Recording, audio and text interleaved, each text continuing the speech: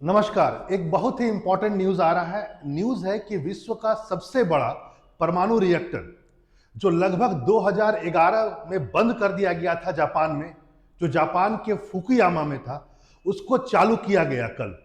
लेकिन कुछ ही मिनट के बाद उसको तुरंत बंद करना पड़ा। कारण बोला गया कि जैसे ही चालू किया गया एक अलर्ट अलार्म बजने लगा। जब पता लगाया गया वहां पर अलार्म की घटना के बाद कि कुछ हुआ तो नहीं है, तो सब कुछ देखा गया कि सब कुछ स्थिर था, लेकिन इसके बावजूद भी जो अलार्म था वो बज गया।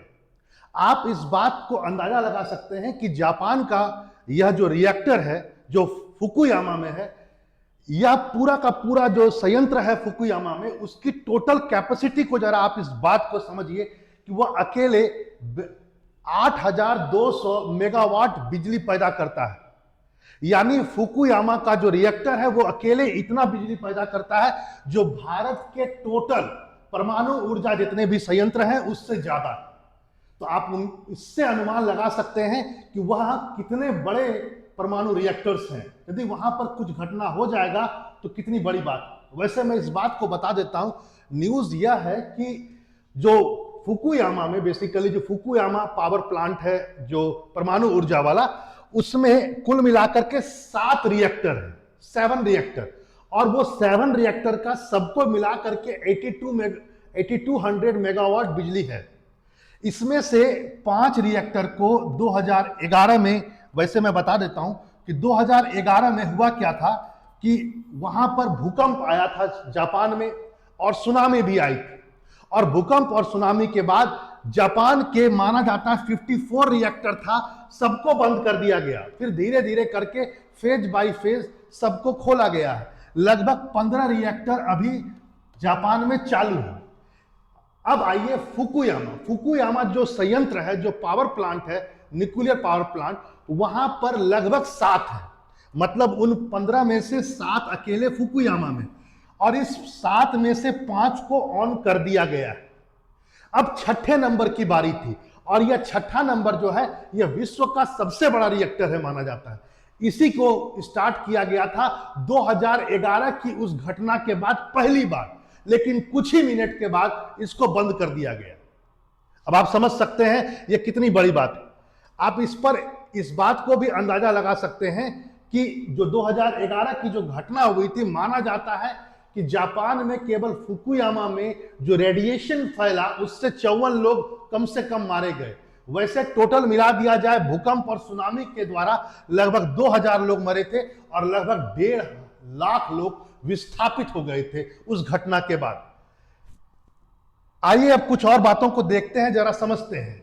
बात है 2011 की। आखिर जापान इतना सेंसिटिव क्यों है, क्यों उसने तुरंत बंद कर दिया? इसका आपको यहां पर समझ में आ रहा होगा कि यदि परमाणु संयंत्र कुछ खराबी हो जाता है, कुछ रेडिएशन लीक होता है, तो बहुत भारी संख्या में लोग मारे जाते हैं, इसलिए ऐसा काम किया गया।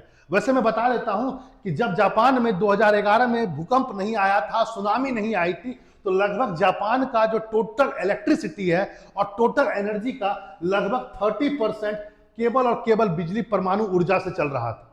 और लक्ष्य यह था कि 2030 तक इसको 50% करना। लेकिन आपको पता है फुकुयामा की जो आपदा हुई उसके बाद जापान ने सबको बंद कर दिया और दोबारा सबको रिवाइज किया गया।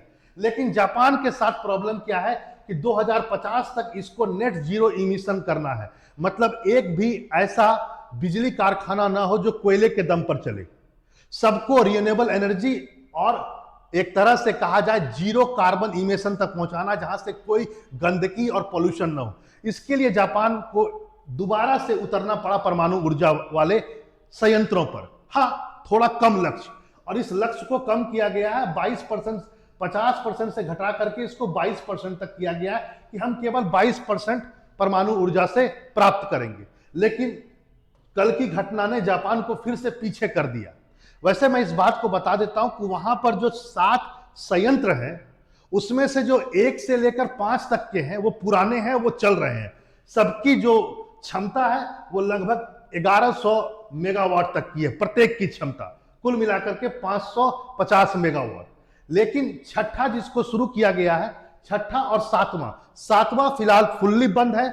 जापान ने कह रखा है कि इसको 2030 से पहले हम शुरू नहीं कर सकते हैं। तो जो छठा रिएक्टर है वो बेसिकली छठा और सातवां दोनों 1356 मेगावाट का है, और यही रिएक्टर बोला जाता है कि विश्व के सबसे बड़े रिएक्टर है, छठा और सातवां दोनों। इतनी क्षमता का एक भी रिएक्टर विश्व में मौजूद नहीं है। कुल मिलाकर के कहा जा सकता है कि जापान का जो केवल फुकुयामा का जो सातों परमाणु रिएक्टर है और फुकुयामा संयंत्र जो सातों रिएक्टर को मिलाकर चलता है, उसका केवल क्षमता 8200 मेगावाट का है। और भारत में लगभग 23 परमाणु रिएक्टर्स हैं, उसमें जो टोटल बिजली उत्पादन होती है वो लगभग 7480 है मेगावाट। मतलब कहां अकेले फुकुयामा और कहां अभी हम।